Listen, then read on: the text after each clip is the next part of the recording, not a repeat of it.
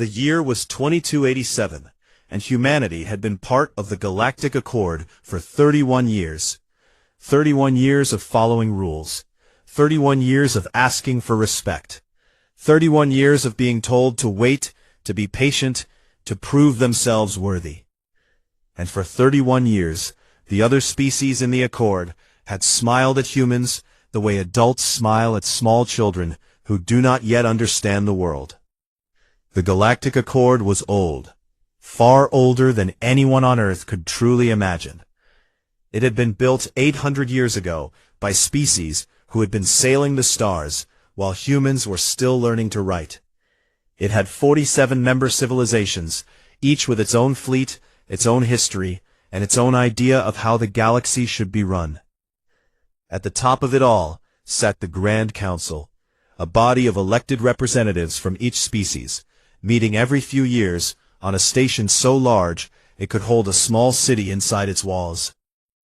Humanity had joined the Accord in 2256, after first contact was made with the Velhari, a tall, blue-skinned people who communicated in layered tones and viewed time as a circle rather than a line. The Velhari had been kind, in their own distant way. They had guided humans through the entry process, helped them translate the Accord's thousands of pages of laws and treaties, and explained, gently, what it meant to be a Tier 3 species. Tier 3 meant new, it meant young, it meant allowed to trade, allowed to settle new colony worlds, allowed to send representatives to the Grand Council, to speak, but rarely to vote. And it meant something else, something written in thick legal language, buried deep in the Accord's founding charter. Tier 3 species were not permitted to construct, maintain, or operate warships. No fleet weapons, no military-grade hull plating, no mass destruction armaments of any kind. The official reason was always the same. Young species were unpredictable, their histories were violent, they needed time to mature before they could be trusted with weapons that could burn moons. Ambassador Yara Osei had heard that reason so many times she could recite it in her sleep. She was a tall woman with close-cropped gray hair and eyes that had seen enough to make most people look away.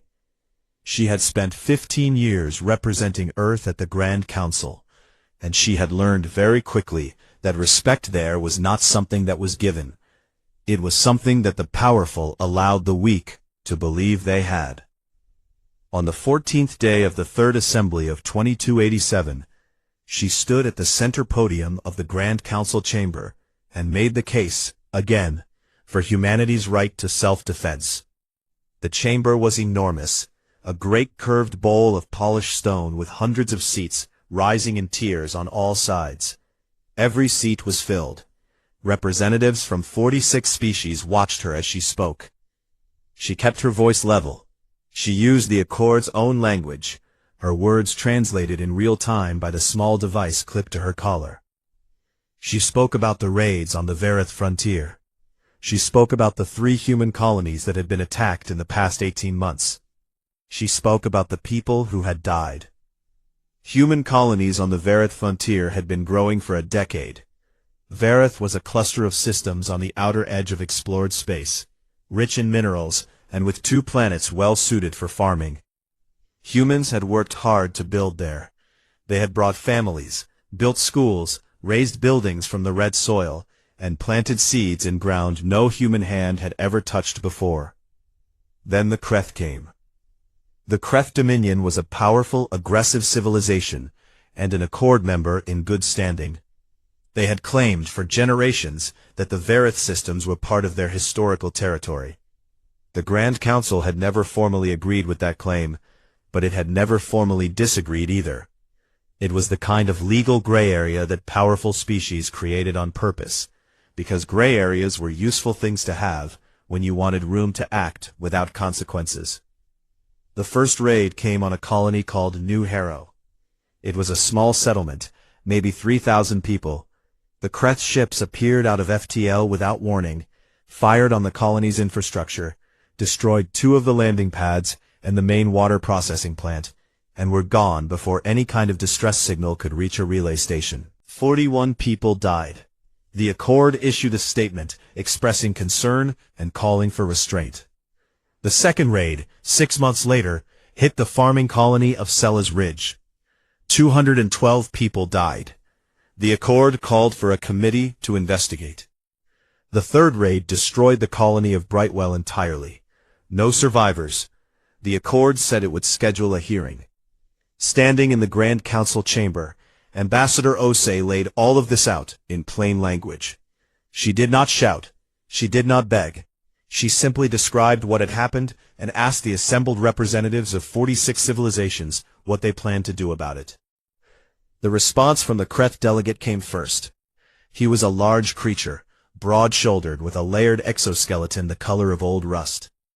He stood at his own podium across the chamber and spoke in the Kreth language, which the translators rendered in cool, flat tones. He said that the incidents on the Varath frontier were an internal matter. He said that human settlers had established themselves in disputed territory without proper authorization. He said that the Kreth Dominion regretted any loss of life, but could not be held responsible for the consequences of human trespass. Then the representative from the Solhari Collective spoke. Then the delegate from the Muir Federation. One after another they offered the same careful, bloodless language. Regrettable, complex, under review, premature to assign blame.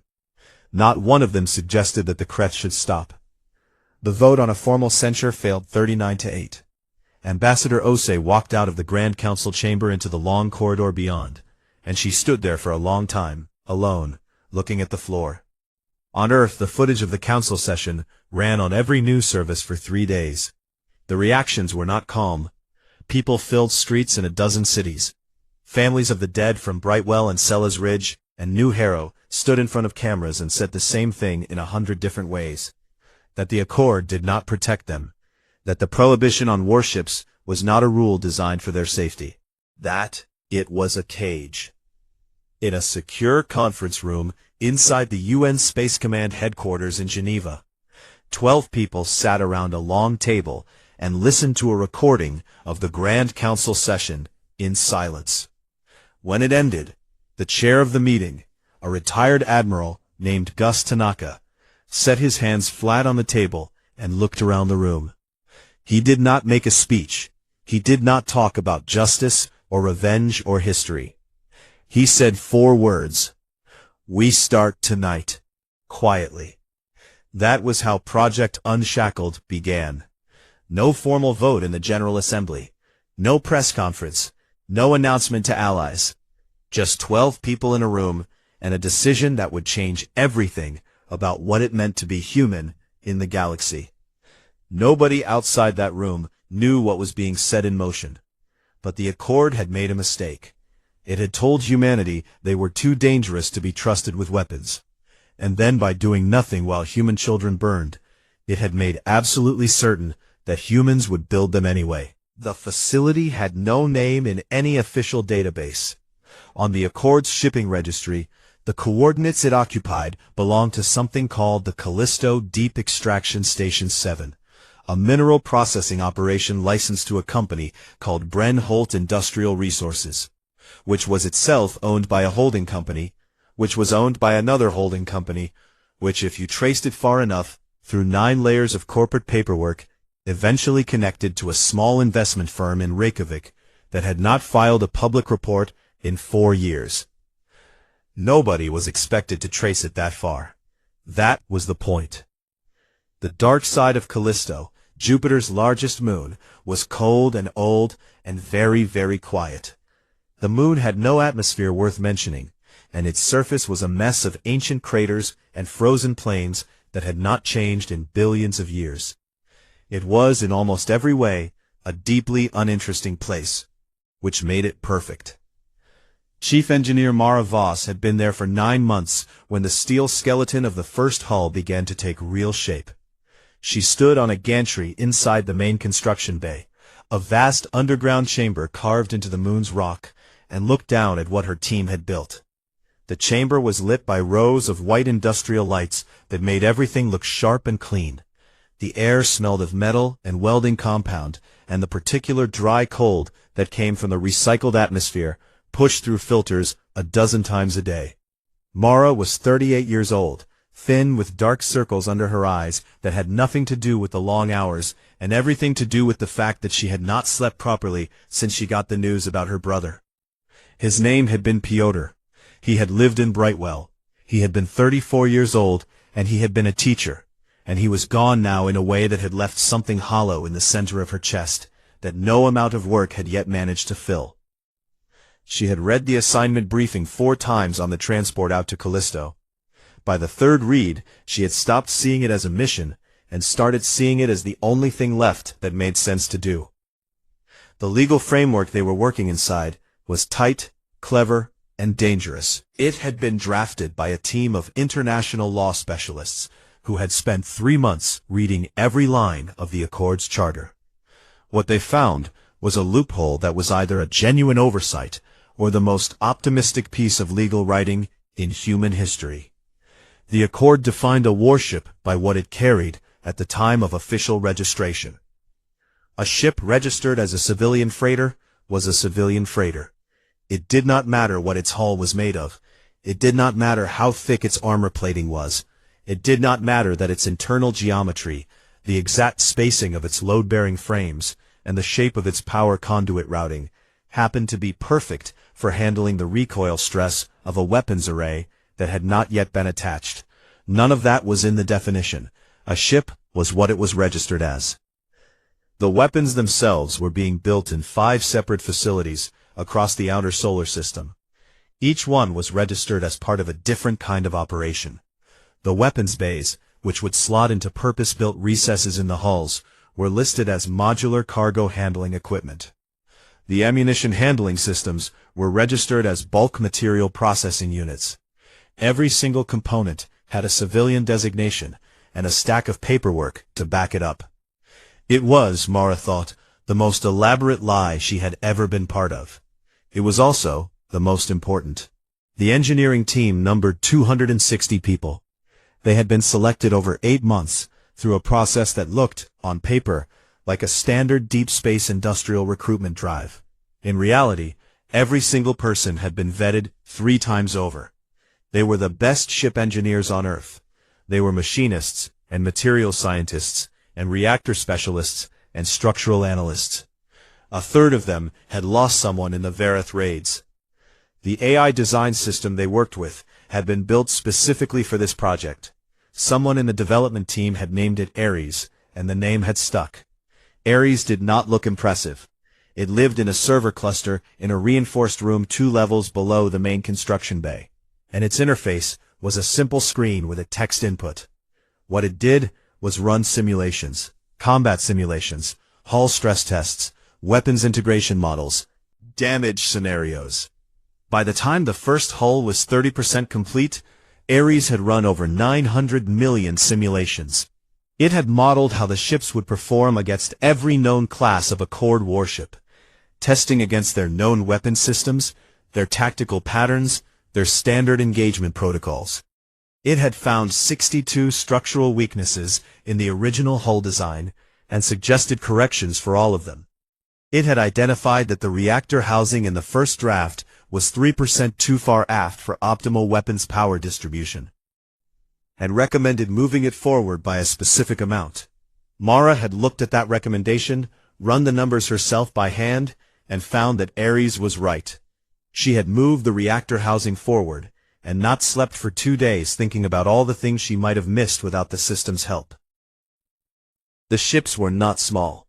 The lead vessel, which had already been given the name Prometheus by the people building her, was 410 meters long. Her hull plating was a new alloy developed by the materials team, a layered composite that was technically classified as heavy industrial shielding, used in asteroid mining operations to protect equipment from rock impacts. It was several times stronger than anything the Accord considered standard civilian grade. It was not technically military armor. It just happened to perform like it. In month 8, an Accord inspector arrived. His name was something that translated roughly to Examiner Vel, and he was a Moor, short and wide with 4 arms, and a habit of touching things with the tip of his lower left finger before looking at them, as if taste came before sight. He arrived with 2 staff members and a scanning unit, and a list of registered facility specifications. Mara met him at the surface airlock, and spent the next 11 hours showing him around. She showed him the surface processing equipment, real mineral extraction machinery that her team ran every day to maintain the cover. She showed him the certified dormitory levels, the cafeteria, the medical bay. She showed him the upper 2 levels of the underground construction chamber, which had been dressed, in the preceding 3 weeks, to look exactly like a heavy freight hauler assembly facility, which it technically was. The frames of 3 hulls were visible. She explained the production schedule. She showed him the cargo manifests. She did not show him the lower levels, where the specialized hull work happened. She did not mention Ares. When Examiner Vell's scanning unit produced a reading that showed an anomalous power signature 3 levels below the floor they were standing on, Mara explained, without missing a beat, that it was the secondary reactor for the deep ice boring equipment. She had a folder ready with the maintenance records. Vell looked at the folder, touched it with his lower left finger, and handed it back. He filed a clean report. Callisto Extraction Station 7 was in full compliance with Accord regulations. After he left, Mara went back to the construction bay and stood at the gantry railing for a long time. Her hands were shaking slightly, which she found irritating. She had not been afraid during the inspection, not exactly. What she had felt was something closer to fury, quiet and compressed. That a Moore inspector with a scanning unit could have ended everything.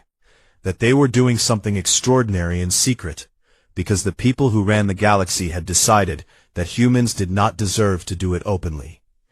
The shaking stopped after a minute. She gripped the railing, looked down at the hull of Prometheus, and got back to work. 2 months after the inspection, the lead hull was complete. 13 other hulls were in various stages of construction across the 7 hidden facilities, at Callisto, at Titan, in the asteroid belt, and at the 2 deep space dry docks that did not appear in any navigation chart that was not classified at the highest human security level. Prometheus sat in the construction bay, fully framed, plated, and internally fitted. She looked, to anyone examining her registration documents, exactly like a heavy freight hauler designed for long-haul intersystem cargo transport. She looked that way because Mara's team had been very careful. She looked that way because the weapons had not been attached yet. The proposal had been submitted 6 weeks in advance, drafted by 3 different legal teams, reviewed by the UN Secretary-General, approved by the Security Council, and translated into the 47 official languages of the Galactic Accord. It was a formal request, structured according to the Accord's own procedural code, asking the Grand Council to consider granting humanity Tier 2 status, which would include the right to military sovereignty and the removal of the warship prohibition. It was the 5th time humanity had submitted such a request. Each previous attempt had been rejected without a formal vote. This time, Ambassador Osei had insisted on a full-session debate. She had a right to it under Article 19 of the Accord Charter, which allowed any Tier 3 species to petition for status review every 5 years. It could not be dismissed without at least being heard. The Grand Council chamber was full. Observers from dozens of species crowded the upper galleries. Representatives sat in their appointed seats in the great curved bowl of the chamber, some of them already wearing expressions that made it clear they had made up their minds before a single word was spoken. The air had that particular quality of a room where powerful people have gathered to perform the act of listening while doing something else entirely. Ambassador Osei stood at the center podium and delivered the case with the quiet precision of someone who had stopped hoping and started recording. She spoke for 40 minutes. She described the Varath raids in detail. She named every colony. She named the dead. She placed before the chamber a formal record of every diplomatic communication humanity had sent to the Accord regarding the Kreth Dominion's actions over the past 2 years, along with a notation of the response each one had received, which was, in every case, a variation of the same message: the matter was under review. She asked the Grand Council, plainly and directly, what guarantee a Tier 3 species had under Accord law if that law could not protect them. She asked what the prohibition on warships was meant to achieve, if not to ensure that new species could not defend themselves when the Accord decided their lives were not worth the political cost of protecting. She did not raise her voice. She did not accuse. She simply described what had happened and asked the assembled council what they called it. Then she stepped back from the podium and waited. The Crest Dominion's delegate rose first. His name was Warlord Designate Chirth, and he was younger than his predecessor, broader, and carried himself with the particular ease of someone who had never once worried about what happened to people who could not fight back. He walked to the opposing podium and looked across the chamber at Ambassador Osei for a moment before he spoke. What he said, in the flat tones of the translator feed, was this: that humanity had existed in space for barely 3 decades. That the Verath systems were a matter of ongoing territorial interpretation, that the Accord had mechanisms for resolving such interpretations, and that those mechanisms were functioning exactly as intended. That a species with humanity's history of internal warfare, a history that any Accord member could review at will in the freely available records of Earth's own civilization, should perhaps spend a little more time demonstrating that it could live peacefully among its own people before asking for the tools to project violence outward. Then he said that the idea of human warships was frankly a source of some amusement. He said the word amusement, and then he returned to his seat. There was a sound in the chamber after that, a low, layered sound from many different throats and resonators and breathing chambers. It took a moment for the human observers in the upper gallery to understand what they were hearing. The representatives of 46 civilizations were laughing. Not all of them, but enough. The sound spread through the curved chamber in waves, some of it polite, some of it less so. The delegate from the Sarathi Imperium leaned toward a neighbor and said something, the two of them exchanging the particular body language of shared mockery. The Moor representatives in the third tier were making a clicking sound with their lower arms that the human linguists had long ago identified as a sign of derision. Even the Velhari, who had first guided humanity into the Accord, and who were generally considered among the more dignified species in the chamber, were expressions of carefully maintained neutrality that was itself a kind of distance. Ambassador Osei stood at the podium and did not move. Her expression did not change. She watched the chamber and let it happen, and stored every detail in a memory that had been trained over 15 years to hold exactly this kind of moment. The formal speakers went in order after that. One by one they addressed the motion. The language was mostly careful and indirect, the kind of language built over centuries to deny people things while making the denial sound like concern for them. Species after species expressed the view that humanity's development as a responsible galactic community member was ongoing, that the timeline for status review should follow established precedent, that the Accord's protective frameworks were sufficient for the needs of all Tier 3 peoples. When the vote came, the tally was 45 against and 2 in favor. The 2 in favor were Earth's own representative vote and the vote of the Tashari, a small avian species from the Outer Rim, who had been Tier 3 themselves for 60 years, and whose status review requests had been denied a dozen times. Their delegate had not spoken. They had simply voted and then sat very still, watching the chamber with their bright, unreadable eyes. Ambassador Osei walked out of the Grand Council chamber and sent one message back to Earth. It was 3 words: vote result received. Then she sat in a corridor for exactly 4 minutes, doing nothing, and then she stood up and went to file the paperwork that Article 19 required for the formal record of a denied petition. On Callisto, Mara Voss received the vote result on a screen in the construction bay. She read it once. The chamber around her was full of the sound of engineering work, the hiss of pressure tools, and the rhythmic clang of assembly teams completing final hull checks on Prometheus, which was now fully plated and sitting in her launch cradle with her internal systems running at idle. Mara read the result a second time. Not because she had not understood it the first time, because she wanted to be sure that she would always remember exactly what it said and what it meant, and what had been decided not just about warships, but about the people whose lives the vote had been a comment on. Then she opened the command channel to the facility coordinators at all 7 sites. She said, "Arm them all." What followed in the next 72 hours was not dramatic in appearance. It looked like routine installation work.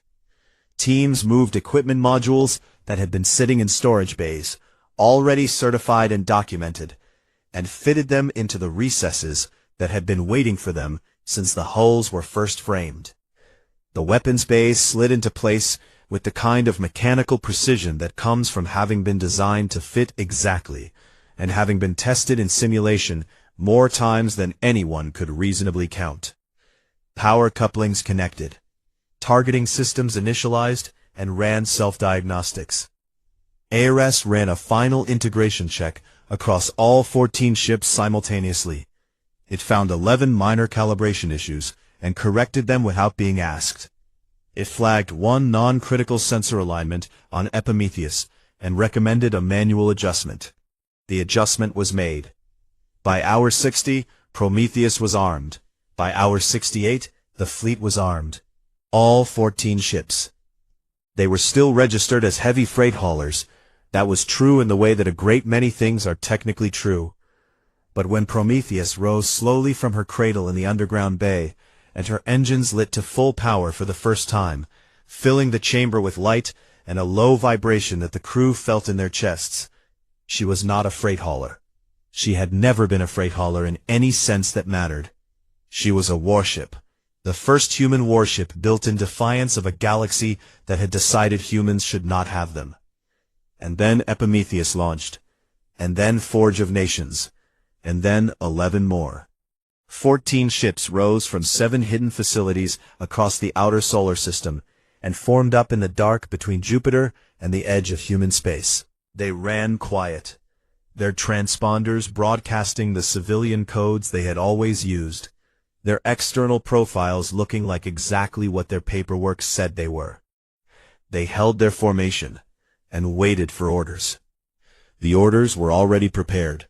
They had been prepared for 3 months. Mara knew this because she had helped write them. She had sat in a room with military strategists and read every intelligence report on Kreth Dominion patrol patterns in the Verith frontier. She had looked at the projections and the risk assessments and the casualty estimates. She had looked at the name Harrow's Landing, the 4th human colony on the frontier, the one that had not yet been hit, and thought about the 3,000 people who lived there. Then she had looked at the name of the next target in the Kreth patrol schedule, which the intelligence teams had worked hard to obtain, and confirmed what she already knew. The 4th raid was coming. Prometheus and her fleet were going to be there first. Harrow's Landing had been built on a wide, flat plain between 2 mountain ranges, on a world the colony charter had named Verath 7, at which the people who lived there had taken to calling Red Rock, on account of the deep crimson soil that stained everything it touched. The colony was 6 years old and had grown to just under 3,000 residents. There were 2 main streets, a school that doubled as a community hall, a medical center that was always understaffed, a repair depot for the farming equipment, and a bar called the Long Way Round that had been the first permanent building completed, and which the settlers considered a point of pride. The children born on Red Rock had a particular habit of picking up smooth stones from the riverbed 2 kilometers east of the main settlement and carrying them in their pockets. Nobody had started the habit. It had simply appeared among the first generation of children who had grown up with this world as their only world, as if the planet had worked something into them that they expressed in small, quiet ways. On the morning of what the colony's calendar listed as the 17th of March, a proximity alarm went off at the colony's communications post. The operator on duty, a young man named Roe Castle, who had moved to Red Rock from New Auckland 4 years earlier, looked at his screens and felt something happen in his stomach that was not exactly fear, but was the body preparing for fear. 22 ships had come out of FTL at the edge of the system. Their transponder codes were Kreth Dominion military. Roe sent the distress signal immediately, and then spent 11 minutes watching the Kreth fleet accelerate inward on his screens, doing the calculation he did not want to do, which told him that at their current velocity, they would reach Red Rock's orbit in approximately 4 hours. He sent a second signal, and then a third. He broadcast on every emergency frequency the colony had access to. The colony's administrator came into the communications post. The doctor came. Teachers came. People started moving toward the emergency shelters. Nobody expected those shelters to matter much. They had been built to accord civilian standards, which meant they were designed to protect people from weather and from the kind of accidents that happened during resource extraction work. They were not designed for this. Then Rose's screens showed something else. Something coming in from the direction of the inner system, from the dark space between the colony's star and the gas giant that shepherded Red Rock's orbital path. Multiple contacts, moving fast, transponders broadcasting civilian freight codes. He stared at them for a long moment. He sent a hail. He waited. Captain Dion Asher answered the hail from the bridge of Prometheus, while his crew was still running the last pre-combat checks. He had a calm voice, which was a professional habit, and dark eyes that in this moment were watching 6 different screens at once. He was 44 years old, and he had commanded vessels before, though not like this one. And he had been in dangerous situations before, though not like this one either. He told the communications operator at Harrow's Landing that they were inbound, that they had seen the distress signals, and that the colony should get its people into shelter and stay there. Ro Cassell recorded that conversation and kept the recording for the rest of his life.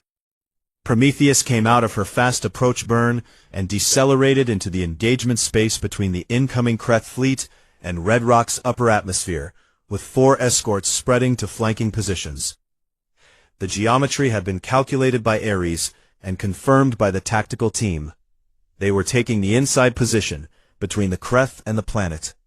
If the Kreth wanted to reach Harrow's Landing, they had to come through the human ships first. The Kreth fleet commander opened a channel. The translation came through in the flat Accord standard voice that both sides were using. The Kreth commander demanded to know the identification and purpose of the vessels blocking his approach vector. He noted that the transponder codes indicated civilian freight carriers and stated that their presence in a declared territorial operation was irregular and grounds for immediate removal by force. Dion looked at his comms officer, who gave him the open channel indication. He said, "We updated our registration." Then the Kreth commander began what sounded like the opening of a formal warning transmission, the kind that preceded an enforcement action against civilian vessels. Dion had been told, by the strategic planners who had spent 3 months preparing for this moment, that it was important not to fire first. Not for legal reasons. The legal situation was already so complicated that a few more seconds would not change anything. The reason was simpler. He wanted the Kreth commander to understand very clearly that what was about to happen was the Kreth commander's own choice. The first Kreth weapon fired at Prometheus hit her on the port bow quarter. The impact shook the bridge hard enough that one crew member was thrown from his station. The hull plating held. The damage assessment came in 2 seconds later, showing superficial scoring and no penetration. Dion gave the order. What followed was not the kind of battle that the Accord's military theorists wrote about. Those battles followed established doctrine, the product of centuries of codified engagement rules, between species who all understood the same tactical language, and who, at some level, expected each other to behave in familiar ways. There was a grammar to Accord warfare, a set of moves and countermoves that each side understood, even while trying to defeat the other. The human ships did not follow that grammar. They had been designed by engineers who had spent years studying every Accord engagement on record, and identifying every assumption that Accord commanders made, every rhythm they relied on, every moment of predictable behavior. Eris had run 900 million simulations specifically to find those patterns, and then find ways to break them. Prometheus drove straight through the center of the Kreth formation, rather than engaging from range.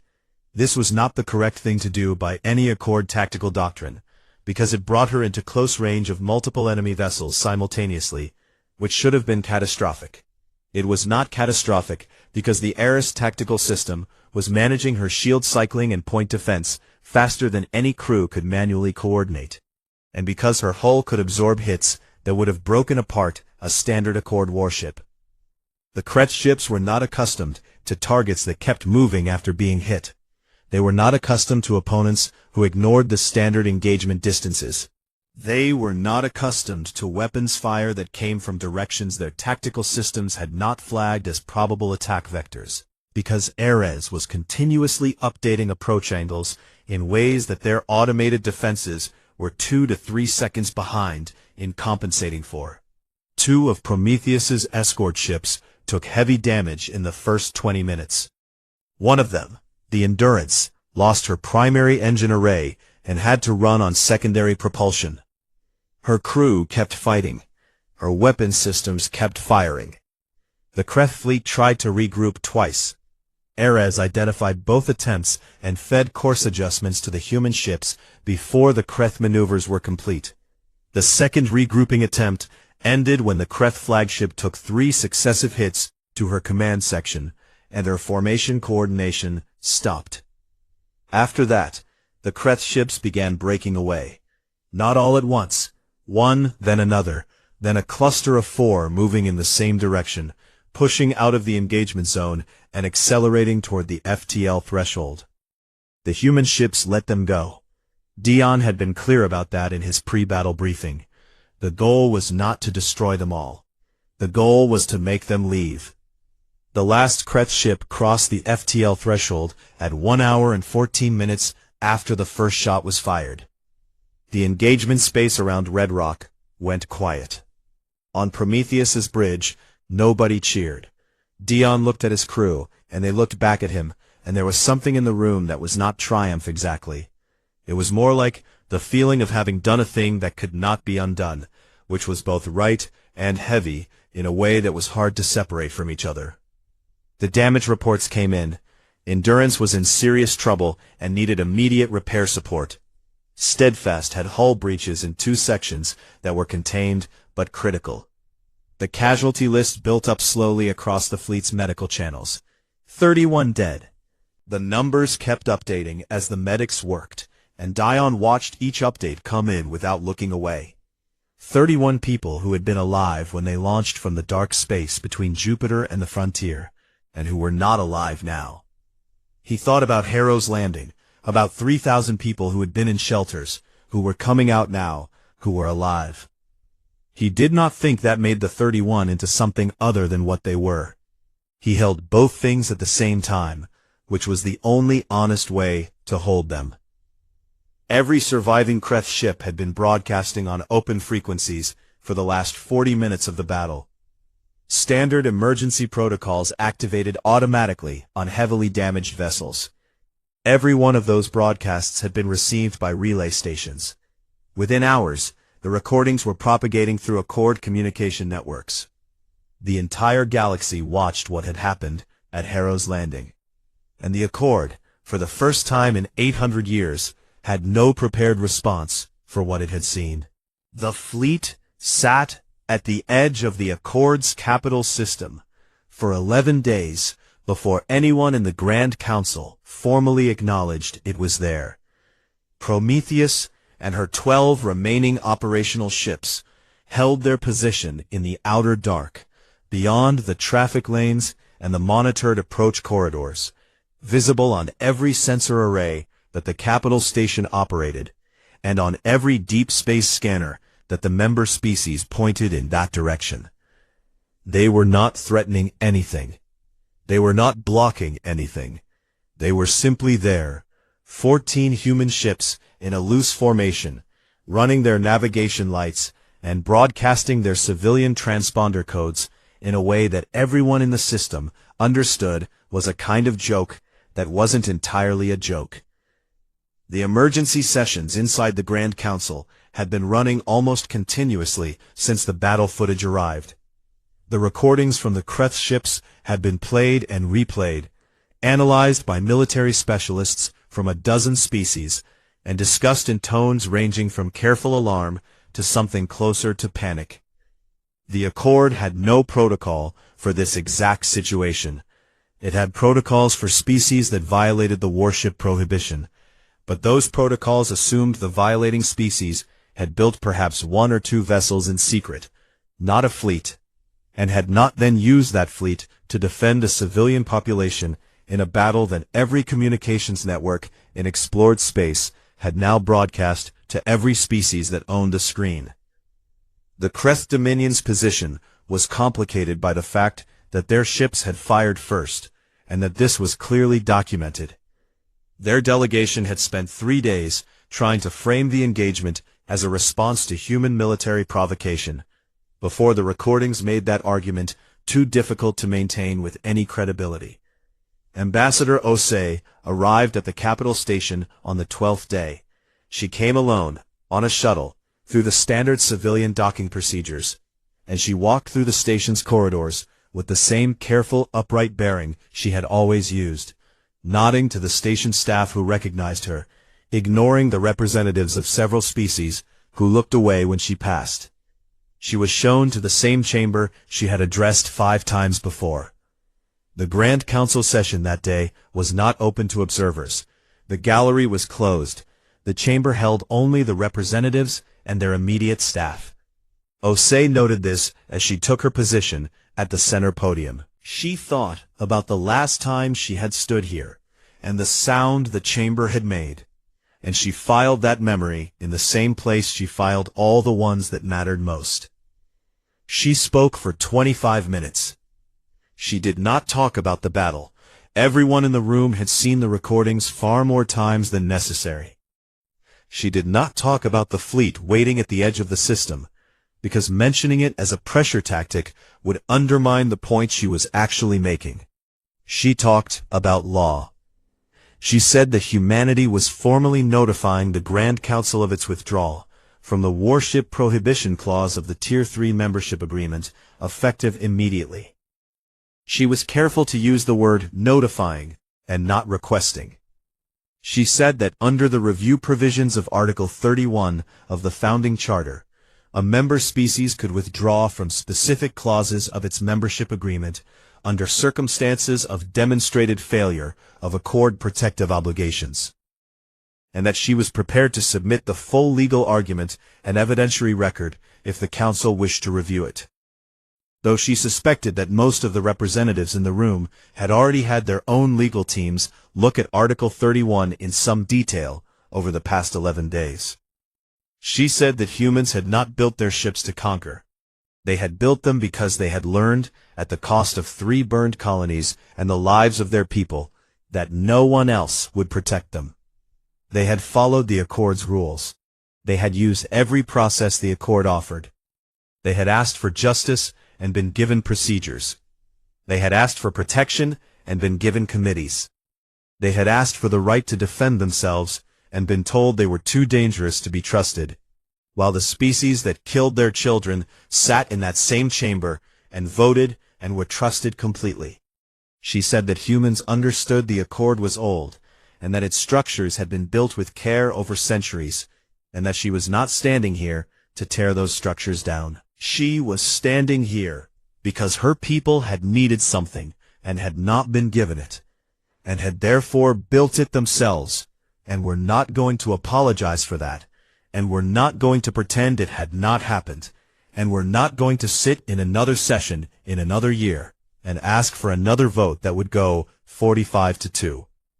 She said, very quietly, that she wanted to be understood, that she was not there to threaten anyone, that the fleet at the edge of the system was not an invasion and would not become one. She said that humans were not standing in that chamber trying to prove they were dangerous.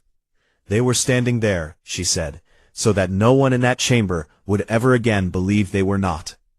Then she sat down. The session lasted 9 hours. Osei remained in the chamber through all of it, listening to the deliberations, answering questions when they were addressed to her, providing documents and legal citations as requested. The arguments were long and complex, and often seemed to be about something other than what they were technically about. Several species spoke with visible tension. Old alliances shifted in ways that the observers watching from outside the closed doors could not see, but that the representatives inside could feel clearly. The Crest Dominion's delegation went very quiet after the third hour, and stayed that way. At the end of the session, 3 things happened. The Grand Council voted, by a margin of 29 to 16, to accept the formal notification of withdrawal from the Warship Prohibition Clause. It was not a vote in favor of human ships. It was an acknowledgement that the legal argument was sound enough, and the political cost of rejecting it was too high. Osei noted the margin and the faces, and did not express what she felt about either. The Council also voted to open a formal war crimes investigation into the Creth Dominion's actions on the Varath frontier. This vote passed 24 to 23, the slimmest margin possible. Osei had been told before the session that this vote was the one that mattered most to the families of the dead. She had not told the Council that, but she had made sure the evidentiary record was thorough enough to make it possible. The third thing that happened was quieter and did not involve a vote. Osei's secure communication channel received 7 private messages in the hours after the session ended. Each one was from the diplomatic representative of a small species, none of them Tier 2 or above, all of them members of the Accord for decades longer than humanity had been. The messages were careful and indirect, because careful indirectness was a habit that came from long experience with what happened to small species who were too direct about the wrong things. But the meaning in each of them was the same. They had been watching what humans had done. They had been watching for a long time. They would like to talk. Mara Voss was in the main engineering bay of Prometheus when the session results came through. She had spent the last several days overseeing repair work, which was detailed and slow, and deeply familiar in the way that fixing things was always more comfortable than waiting for decisions to be made. She read the results on a screen while a technician worked on a power relay 2 meters away, the sound of tools filling the bay. She read the war crimes investigation approval twice, and sat with it for a long moment. Then she went back to the upper deck and stood at the observation viewport that she had stood at 100 times since Prometheus was first operational. Jupiter was visible from here as a pale brightness against the dark, small with distance, the way large things sometimes looked when you were far enough from them. The stars were everywhere, as they always were, dense and cold and very old. A young engineer from the repair team appeared at the hatchway behind her. His name was Beck, and he was 23 years old and had grown up on a station and had the particular ease of someone who had never known gravity as the default state of things. He had been with the project for 6 months and had a habit of asking questions that were worth answering. He asked her what they built next. Mara looked at the stars for another moment. She thought about the 7 diplomatic messages sitting in a secure channel. She thought about 24 to 23. She thought about Pyotr, which she did every day, and which was a different kind of thinking than it had been a year ago. She thought about the ships they had built in secret, in the dark, under the noses of a galaxy that had told them they could not do it. She thought about what they had proved, which was not that humans were dangerous. She had never cared very much about proving that.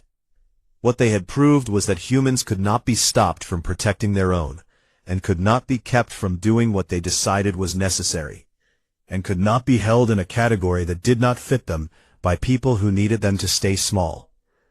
She thought about the 7 species who wanted to talk. She smiled.